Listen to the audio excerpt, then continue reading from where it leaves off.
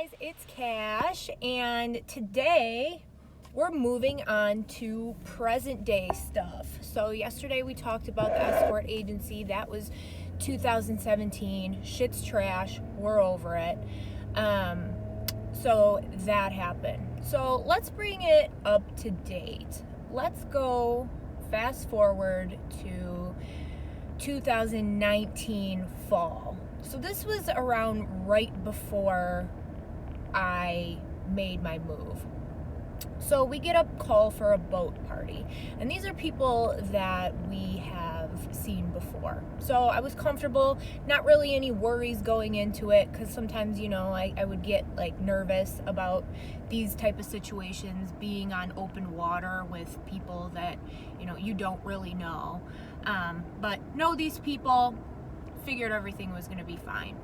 We get to the party, and there is a woman on the boat. And this never really happened before. Usually when they order through us, that's it. They know that they're getting the show. They have a good time consistently with us. So that's why we would have return people. So this woman is on the boat, and she's spending a lot of time downstairs. And in the back of my mind, I'm like, okay, we don't know this person. I don't really know how things work, but I immediately got a bad feeling. So one of the girls goes downstairs, opens the door. She's like, hey, that lady's down there. She's doing this, this, and this. I'm like, all right, stay upstairs. So I told everybody to stay upstairs. And I was like, we're just going to do the show and just hang out and don't even go downstairs at all. So we do the show. She's sitting there. She's watching us do the show. None of these guys wanted anything to do with her during the show. And she comes up to me afterwards, and she's like, oh, she's like, you do such a good job. She's like, these guys, they're being very aggressive with me, this and that. And I just wanted to take her and shake her and be like, you don't have to do that to make money.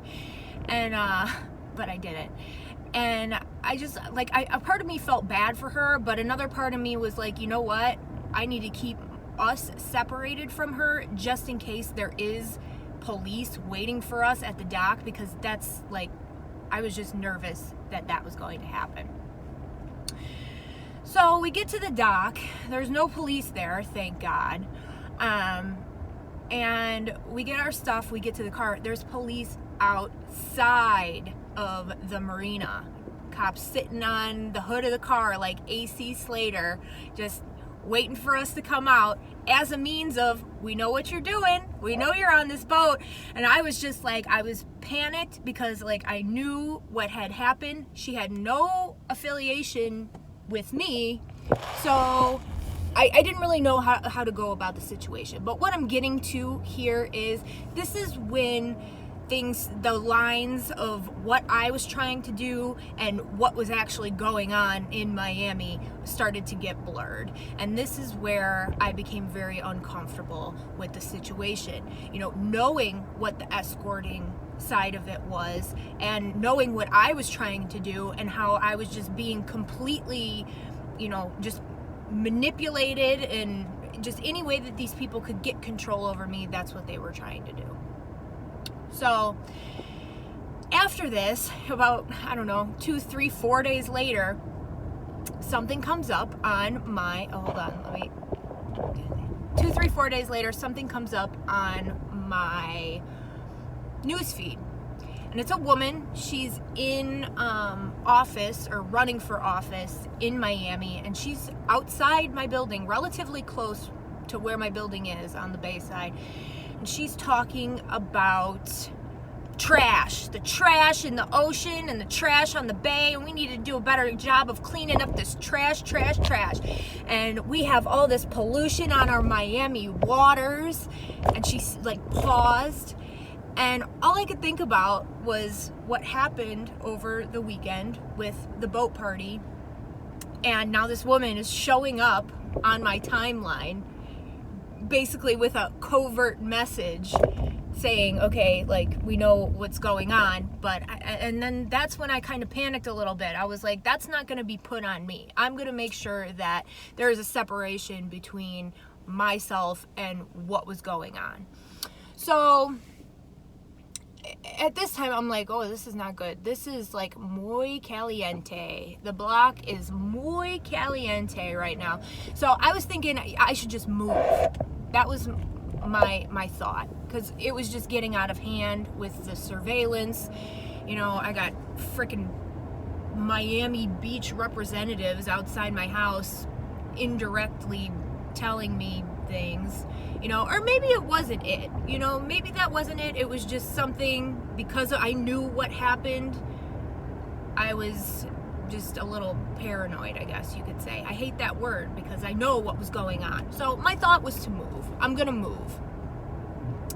I don't know, I didn't know where or what, but after October was over, that was my plan to do, to cut my lease and to move into a hotel.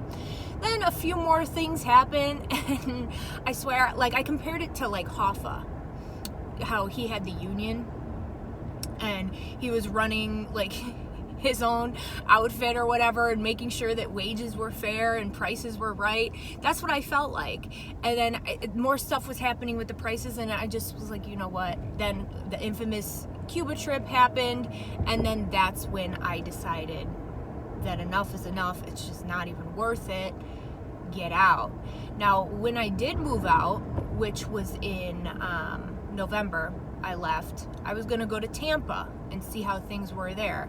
I had the same type of activity with police, just I was there one day, and then it was already set up to what I was going through with, you know, how I did with the rats. It wasn't rats, but it was just like trash, or just different things that they do, these gang stalking tactics.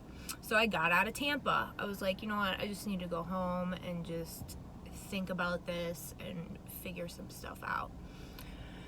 So I get home, and then it's like the end of December, January, and I'm getting phone calls from girls down there. Where are you? You know, things aren't the same without you here. Prices, they're trying to lower the prices. And I knew that was going to happen. I knew that that was a big reason for why they wanted me out of there so bad, or why I dealt with what I dealt with. Because think about it. You can't have someone in an area that's known for human trafficking, okay? They're grooming these girls for their first instinct to be bang these dudes. It's very counterproductive to have someone who is teaching people how to, you know, make money using their personality and, you know, not do those things. You know, yes, okay, 20 minutes you might get this, but in 4 hours you can build a connection with these people, and then they're gonna call you back, you know? So that's just the way that I looked at things. And that's probably why I got in so much shit over there. So yeah, I ended up just leaving and just letting it go, and then selling it to somebody. So that's what happened with that. And this is just kind of like the framework of what I went through there with everything in the 3 years. So that was the end of it. So if anybody has any questions, comments, or concerns, please comment down below. As always, everybody have a wonderful day, and God bless.